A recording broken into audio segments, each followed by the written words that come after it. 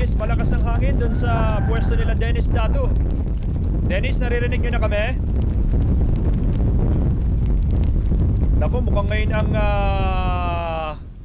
epekto talaga ng... Dennis, naririnig mo na kami? Malakas ang hangin sa kinaroroonan nyo ngayon Dennis? Kanina kasi nung unang report ni Dennis, ine-expect nila ang pagdating ng bagyo dun sa kanilang lugar sa Calapan City, Oriental Mindoro. Ngayon huy, kita dun sa video na kinakailangang hawakan pa si Dennis yung kanya mga kasamahan doon dahil sa lakas ng hangin. Dennis, kumusta ngayon ang epekto ng bagyong Quinta dyan sa inyong lugar sa Calapan?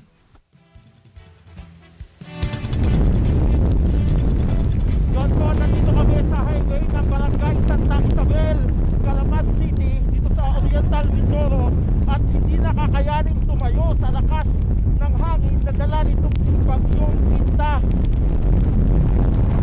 At ito ay nagsimula magparamdam kanina madaling araw, pero mas matindi ngayong mga oras na ito. At ipapakita ko sa inyo, Johnson, ito ay palayan, pero kung akalain mo ngayon na tulad dagat na sa lakas ng hangin, sa lakas ng alon, dahil sa lakas ng hangin dito sa lugar ito, dito sa Calapan City, Oriental Mindoro. So napakahirap tumayo ngayon dito dahil sa tatakayin ka talaga ng malakas na hangin. Sa aming paglilibot, napakarami na mga poste ng kuryente ang bumagsak, marami na rin bahay ang walang mga puno dahil nilipad na, at marami na mga establishment ko dito, yung kanilang mga bubong, yung mga kanilang business strategies ay nagbagsakan na, at ay mga kawad ng kuryente ay nakahalang na sa kalsada. Yung mga puno ay bumagsak na rin, at maraming kanya hindi na madaanan, at lumok na sa baha ang maraming palayan, Johnson. So maraming pagliligas ang sinasagawa ngayon dito sa Calapan City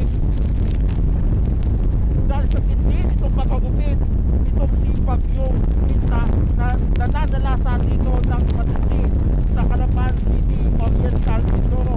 Sinisikap natin makuha ang detalye, ang mga impormasyon sa iba't pang bayan dito sa Oriental Mindoro, pero talagang nahihirapan kami na bagsak ang telekomunikasyon at supply ng kuryente. Johnson. Naku Dennis, Mariosep, napakalakas ng hangin dyan sa kinalalagyan nyo. Mga anong oras ninyo naramdaman yung ganyang katinding lakas ng hangin? Patuloy ang pagkugupit ng hangin na napakalakas at napakalakas din ng ulan na aming nararanasan sa mga sandaling ito, Johnson. Ay mag-ingat kayo Dennis, at baka naman kayo malagay din sa alanganin ng inyong mga kasamahan dyan. Yung mga evacuees ba gaano karami na sa ngayon sa inyong information mula sa Calapan City Government?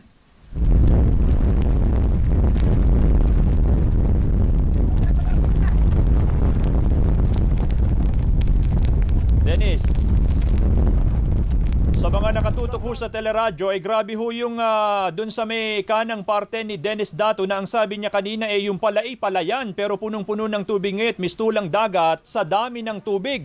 Tsaka sa lakas ho ng hangin na dala ng bagyong si Quinta, yan huy sa Calapan City sa Oriental Mindoro.